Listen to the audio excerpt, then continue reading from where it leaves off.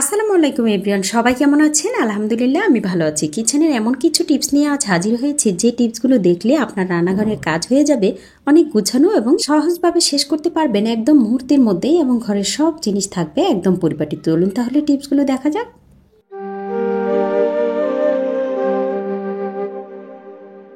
প্রথম যে টিপসটি সেটা দেখলে আপনি অনেক বেশি উপকার পাবেন আপনার রান্নাঘরের কাজ করার জন্য এবং রান্নার জন্য। ইদানিং আমরা এত বেশি মাংসের প্রতি এডিক্টেড হয়ে গেছি যে মাংস ছাড়া বাচ্চারা খেতে চায় না। তাছাড়া এই পোলট্রি মুরগি, যেটা নাকি ফার্মের মুরগি বলা হয়, সেটার প্রতি অনেক বেশি আমরা ঝুঁকে গেছি, কারণ রিজনেবল প্রাইজের মধ্যে এটা আমরা পেয়ে থাকি। তাছাড়া এটা ছাড়া কেউ খেতেও চায় না, বাচ্চারা বিশেষ করে। সেই জন্য এটা অনেকেই খেতে চায় না, এটার যে গন্ধটা সেটার জন্য। এটা একদমই গন্ধ হবে না আপনি যদি এই টিপসটি ফলো করেন। প্রথমে মাংসটা কেটে ভালোভাবে ধুয়ে সেটাতে লবণ দিয়ে দিবেন। এভাবে যদি আপনি টিপসটি ফলো করে আপনার ফার্মের মুরগি রান্না করেন তাহলে কিন্তু কখনোই সেটা গন্ধ হবে না। এখন আদা রসুন বাটা দিয়ে দিয়েছি, একদম অল্প পরিমাণে দিবেন। দেন আমি দিয়ে দিব মরিচের গুঁড়া আর হলুদের গুঁড়া। এগুলো দিয়ে আমি এটাকে মাখিয়ে রাখবো, মাখিয়ে তারপর তেল দিয়ে ভেজে রান্না করব। এভাবে ভেজে রান্না করলে আপনার এই মাংস অনেক মজাদার হবে এবং সেটা থেকে কোনো প্রকার গন্ধ আসবে না। ঠিক এইভাবেই আপনি ট্রাই করে দেখুন যে কতটা টেস্ট বেড়ে যায়। তাছাড়া এটা রান্না করার পর অনেকটা স্বাদটাও দ্বিগুণ হয়ে যায়। তো এটা আমি এখন মাখিয়ে রেখেছি, কিছুক্ষণ পরে ভেজে নেব। ভেজে রান্না করলে সেটার স্বাদ যেমন বেড়ে যায়, সেই সাথে এটার গন্ধটাও থাকে না। তো এই তো ফ্রাই প্যানে এভাবে ভেজে নেবেন। ভাজাটা করা হলে ভালো হয়, তো বেশি ভাজা হলে দেখা যায় একদমই শক্ত হয়ে যায়, সেটা খেতে ভালো লাগে না। তাই আমি যেভাবে দেখাবো ঠিক সেইভাবেই আপনারা ভেজে নেবেন। আজকের পর থেকে আশা করি এভাবে ভেজে খাওয়ার পর ফার্মের মুরগি অনেক বেশি টেস্ট হবে। তাছাড়া যারা খান না তারাও কিন্তু ট্রাই করতে পারেন। দেখুন এখন আমি উল্টে পাল্টে দিচ্ছি, একটু ফ্রাই ফ্রাই হালকা বাদামি বর্ণের হলেই আমি এটা নামিয়ে ফেলবো। আমি যতবারই রান্না করি ততবারই কিন্তু এভাবে ভেজে রান্না করি। সম্পূর্ণ ভাজার পর কালারটা কেমন এসেছে দেখুন। আপনারা ভাজার পরও ঠিক এইরকম একটি কালার আসবে। এখন চলুন দ্বিতীয় টিপসে চলে যাই।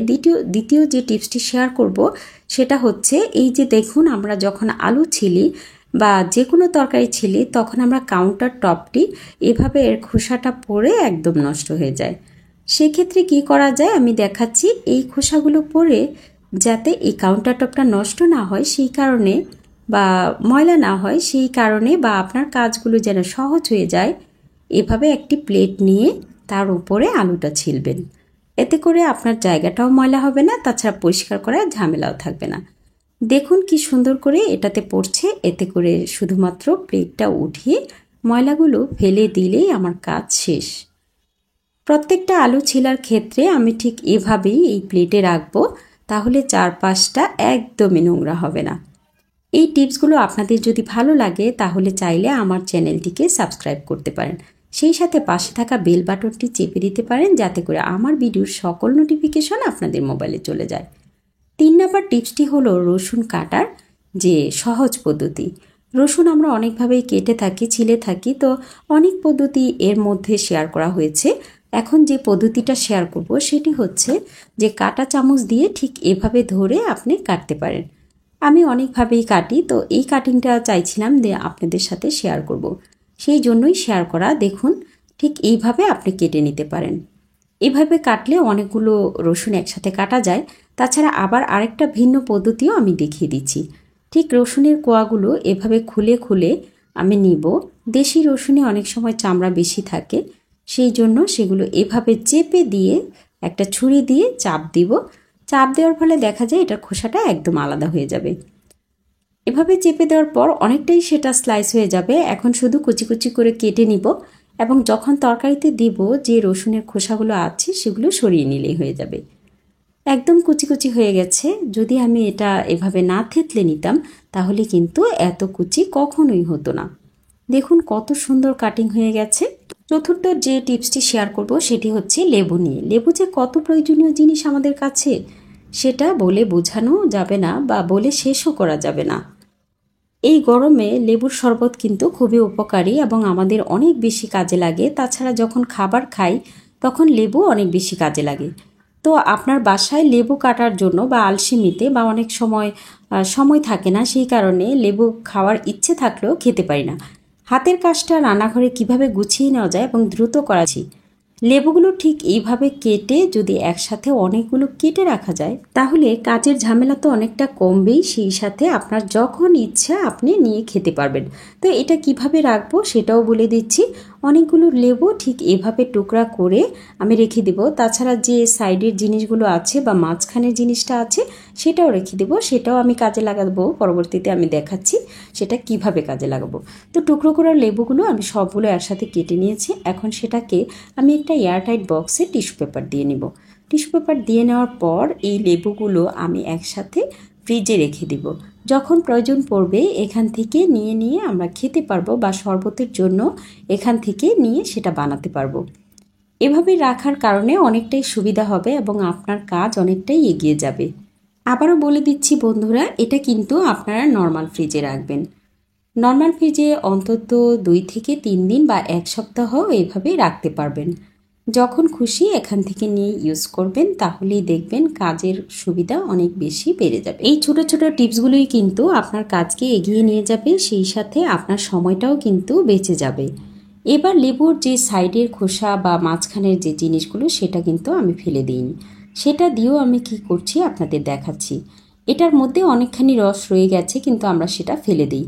আপনারা একদমই ফেলবেন না, একটু সময় করে এটার রসগুলো নিয়ে নেবেন। মাঝখানের অংশটাতে অনেকই রস থাকে লেবুর, তো দেখুন আমার কিভাবে হলো। এটা একদম রস করে তাতে একটু পানি দিব। দেখুন কতটা রস বের হচ্ছে লেবু চিপার পর। আপনারা এটা ট্রাই করলেই বুঝতে পারবেন যে এটা থেকে কতটা লেবু বের হয়। এটার রসটা দিয়েও অনেক বেশি মূল্যবান টিপস আমি দেখাচ্ছি।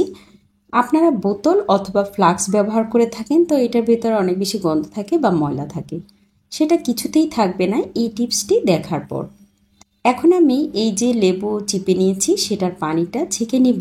বোতলে গরম পানি দিয়ে দিয়েছি। এখন যে রসটা ছেঁকে নিয়েছি সেটা কিন্তু আমি অলরেডি বোতলে দিয়ে দিয়েছি।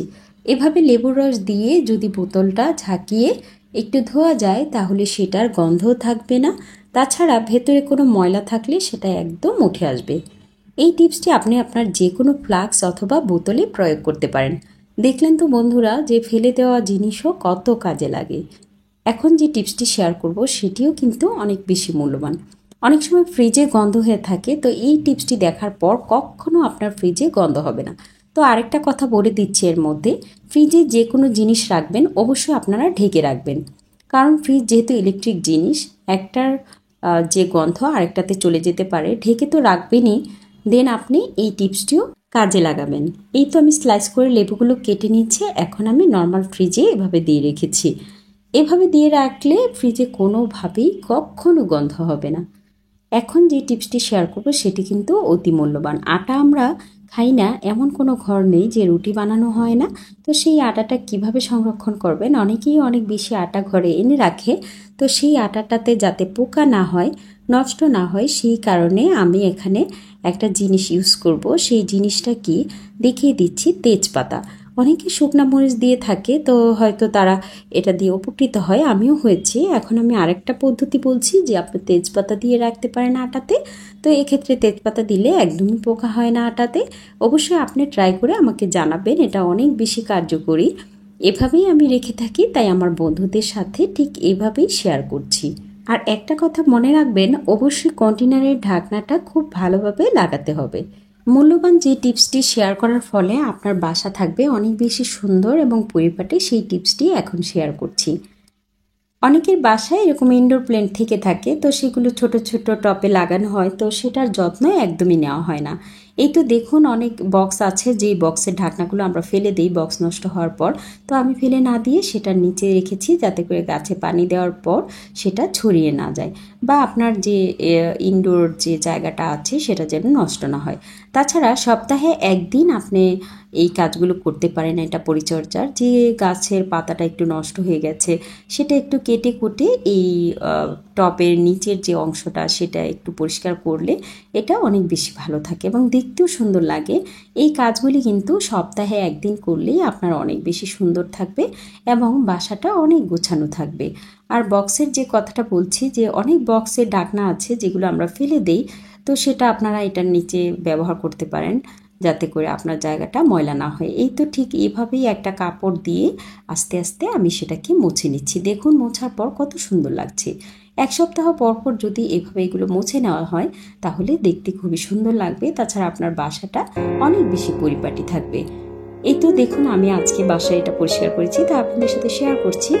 এই গাছগুলো সাধারণত বাসার ভেতরে রাখলেও কোনো প্রবলেম হয় না, মাঝে মধ্যে রোদে দিলেই সেটা অনেক বেশি ভালো থাকে, তাই আপনাদেরকে দেখাচ্ছি।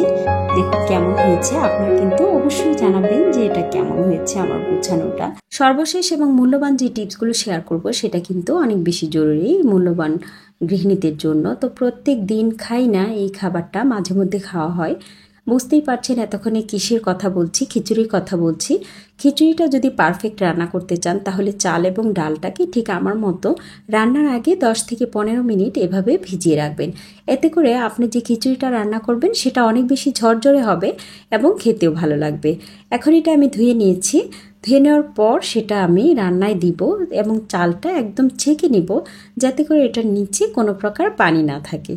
পানি থাকলে সেটা কিছুতেই ঝরঝরে হবে না, আর যখন সেটা চুলায় দিয়ে কষানো হবে তখন যদি একটু ঝরঝরে ভাব আসে সেটা রান্না করলে অনেক খেতে ভালো লাগে। তাই আমি আপনাদেরকে দেখাচ্ছি। এখন এটা কষিয়ে নিচ্ছি। তো খিচুড়ি অথবা পোলাওতে কখন আপনি লবণ দিবেন তো সেটাই এখন বলে দিব। এটা কিন্তু প্রত্যেকটা গৃহিণী, বিশেষ করে নতুন গৃহিণীদের জন্য অনেক বেশি জরুরি। যখন চালটা কষানো হয়ে যাবে এবং পানি দিয়ে ফেলবেন, একটু একটু বলক আসবে, ঠিক তখনই আপনি এটাতে লবণ দিবেন। তাহলেই আপনার খিচুড়ি অথবা পোলাওটা হবে একদম পারফেক্ট। তো বন্ধুরা, আজকের টিপস থেকে কোন টিপসটা আপনার বেশি ভালো লেগেছে এবং উপকৃত হয়েছে সেটা অবশ্যই জানাবেন। সবাই ভালো থাকবেন, সুস্থ থাকবেন। সবার সুস্বাস্থ্য কামনা করে আজকের মতো বিদায় নিয়ে নিচ্ছি। আল্লাহ হাফেজ। আসসালামু আলাইকুম।